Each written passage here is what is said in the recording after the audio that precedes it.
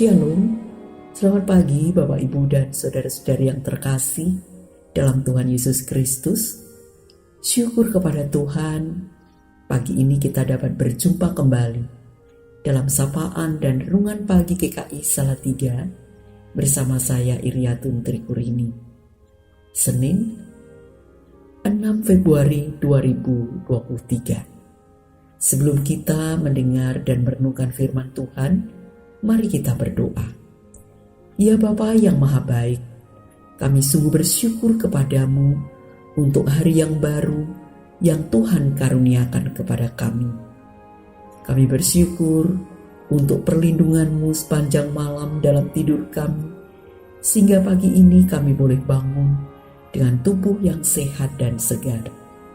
Sebelum kami memulai aktivitas kami hari ini, kami mau mendengar dan merenungkan sebagian dari firman-Mu. Karena itu bersabdalah ya Tuhan, kami telah siap mendengarkannya. Dalam nama Tuhan Yesus, kami berdoa dan mengucap syukur. Haleluya, amin. Bapak Ibu Saudara, bacaan kita hari ini saya ambil dari Injil Lukas pasal 14 ayat 7 sampai 11.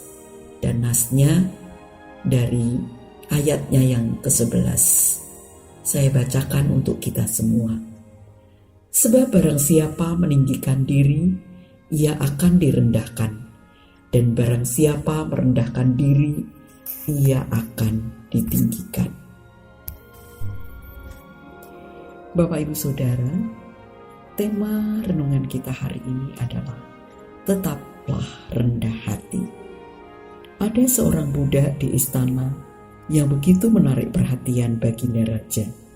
Meskipun diperlakukan seperti budak lainnya, sang budak bekerja dengan penuh tanggung jawab dan selalu tuntas. Semua hasil pekerjaannya memuaskan. Ia pun melakukan pekerjaannya dengan senang hati dan tidak banyak mengeluh. Suatu hari, baginda memanggil sang budak dan berkata kepadanya, "Hai budak yang baik, tanpa kau sadari, beberapa tahun ini aku selalu mengawasimu. Aku lihat pekerjaanmu begitu memuaskan. Maka mulai sekarang, kau akan kuangkat menjadi pegawai di istana.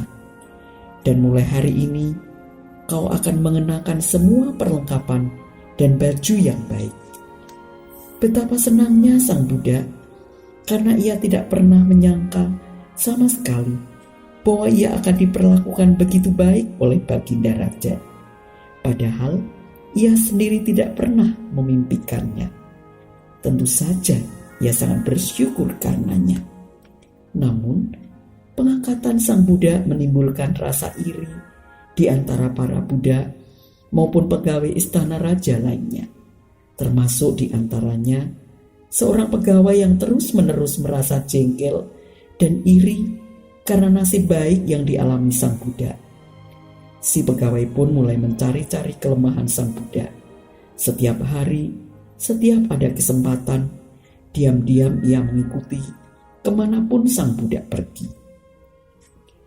Belakangan sang budak kerap pergi ke gudang barang sambil membawa sebuah kantong. Ia masuk sebentar ke gudang, lalu keluar lagi dengan kantongnya. Melihat hal tersebut, si pegawai yakin bahwa sang budak pasti mencuri sesuatu dari gudang raja dan membawanya dalam kantong. Hal ini pun segera ia laporkan kepada raja. Karena laporannya itu, raja menjadi murka dan diam-diam sang raja mengawasi sendiri tindak tanduk sang budak. Dan seperti biasanya, sang budak masuk ke gudang raja dan raja pun mengikutinya. Namun apa yang disaksikan raja di gudang itu tidaklah seperti apa yang ia duga.